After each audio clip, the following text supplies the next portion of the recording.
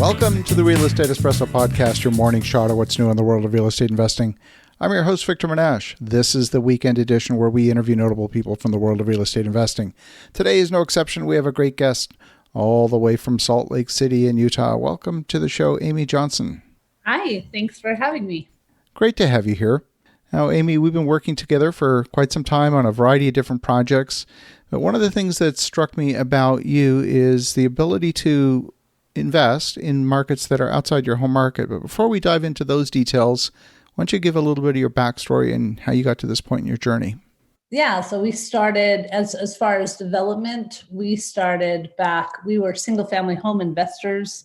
The numbers weren't making as much sense and we wanted to go larger. And so we started to look for more opportunities. We started in development with storage units. And because of that and demographics, we had to start looking in other markets as well for storage units so that we could have a good geographic base. And that's kind of what opened us to the world of development in other markets. Fabulous. Development is so much more difficult, of course, than just buying existing assets. What is it that attracted you to development? Is it lack of supply? Is it you could do it better and cheaper? What was it that made development interesting?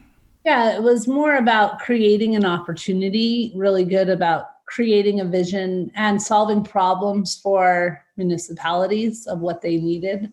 So in the first asset class that we were trying with storage, as well as townhomes or other things like that, I found a lack of the product. And so I needed to provide that product for the communities. And so then we'd educate the cities on why it's a need, just like attainable housing. You know, some of these cities that we've been going into, they've never even heard of, they don't have a building code for a condo. They don't even know what a townhome is, but that's an attainable housing option. And we're helping educate people about that. So when you say that you're not necessarily focused on primary markets with those assets, you're maybe focusing on markets that are smaller, that have, like you said, a gap, they have a need. And because they haven't had that particular asset type in the past, you're creating it in order to fulfill that need.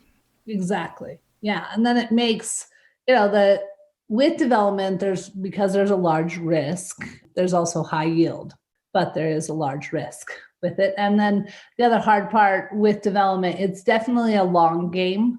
It's not something, like you'd take a fix and flip type of example. You could buy a house, fix it up, flip it, and be done. It's a very short incubation period, right?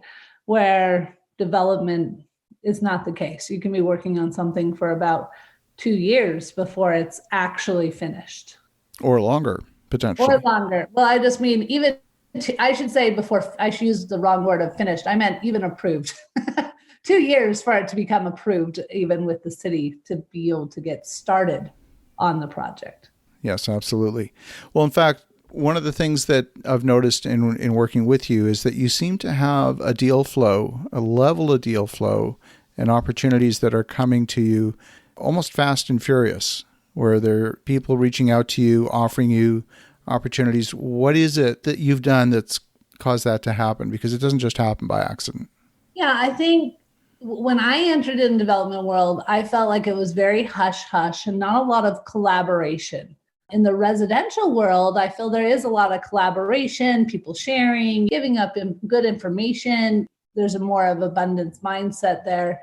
And I don't know if developers are saying that they're a scarcity mindset, but they definitely aren't as open and won't freely talk about the development process. So I started with that and said, hey, I'm just very open to collaboration and working with individuals. I always make sure to take care of anybody that brings me a project, and I wouldn't make it so that they thanks for the project and I don't pay them for it. And because of that, they keep bringing me more and more projects because I take really good care of those individuals. I think the biggest part is the collaboration and just being freely and open with information and being teaching. I used to be a teacher back in the day. And so I have a heart of a teacher. And so I like to teach people. I like to share my information that I have with them And the reality is development is, because it's risky and complicated, most people, yes, they've now received the information from me, but they want that help along the way because there are so many unknowns. So it opens up more opportunities. Now, you're active in multiple different markets that are quite distant from where you live. How do you become an expert in those markets, not just to understand the market dynamics, size the opportunity, but even understand the zoning code, how it changes from one community to the next?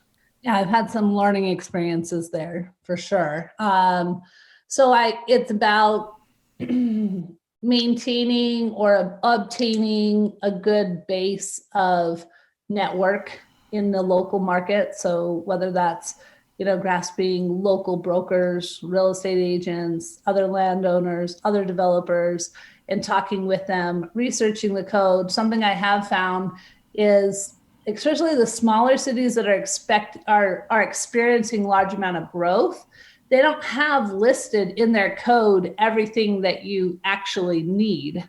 Their codes aren't up to date, and you turn your project in and they say, oh, by the way, didn't you know? And I say, no, where is that listed? Oh, we just thought you knew. So it's not all documented. So there's some learning experiences there.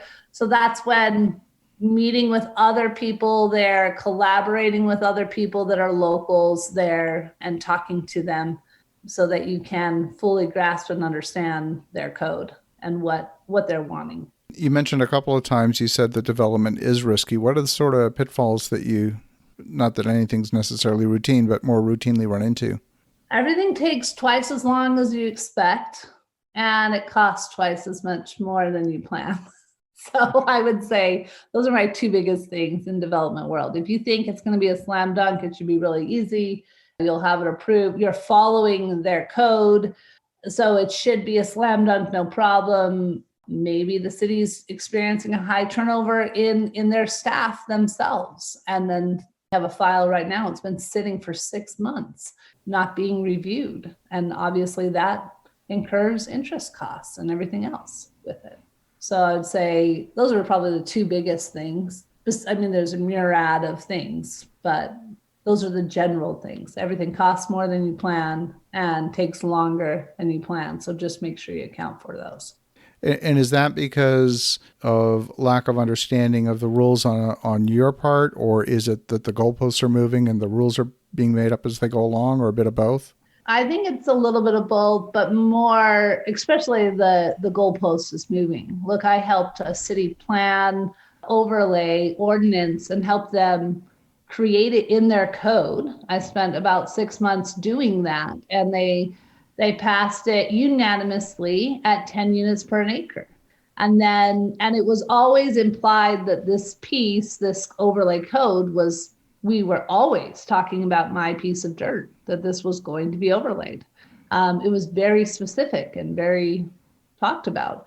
Fast forward, we go to put the overlay on our product and they say, oh, we just don't feel comfortable with 10 units per an acre. It took some legal actions, and about 8 months later for them to say, okay, we'll be happy with 8.5 units per an acre. Well, that's about when it comes to a large project, well, for this size of project, that's about $1.5 million loss. And that's where a strong part where the goalpost is moved. I had another city say, I know you have this written. We don't like that. We want this. And then they end the meeting with, why don't you come back and let's try that. Let's see if it'll work. And that doesn't follow code. That's not it's like, okay, I'm meeting all of your requirements and you're going to make me pay for my engineering and civil and everything like that. And just for let's see if this will work. Because the city council, the municipalities, you have to realize that these are elected officials, but they're teachers, they're farmers, they're civilians that don't have a master's in planning or anything like that. They do care about their city and about the feel of it, but they don't have as complex understanding sometimes about cluster development and some things that are smarter. It's just It's just strictly their opinion. And when you consider the work of the city council in almost any community, 90% of it pertains to land use. Yes. Yep. So you've got people that are opinionated but not necessarily knowledgeable, empowered to make the decisions. Yeah. Yeah. So I had somebody say, well, I really enjoy my half-acre lot, and I feel like others should be able to have half-acre lots as well. Well, I asked them, well, when did you pay for your half-acre lot? And they said, well, back in 1970. And I said, that's fabulous. Do you realize how much a half-acre lot is now? If you build a house in this particular market that I was working with, if you build a house on a half-acre lot, we're talking about $1.5 million home. Yeah, it's not a very affordable product. No. Yeah. And then on the flip side, they're trying to say, oh, we want our teachers to be able to live in our community, but then they only want half-acre lots, and the teacher can't acquire a half-acre lot. Yeah, so there's a disconnect between what it is that they want and the affordability of that particular product type. Yeah. Well, fascinating. Well, Amy, if folks want to learn more, if they want to connect, what's the best way? So you can come to our Infinite Real Estate Group is my brokerage of my team, infiniterealestategroup.com. You can email me at amy@infiniterealestategroup.com or amy@saltdevco.com. Fantastic. Well, Amy, love the perspective. And for the listeners at home, definitely reach out to Amy at infiniterealestategroup.com. And in the meantime, have an awesome rest of your weekend. Go make some great things happen. And we'll talk to you again tomorrow.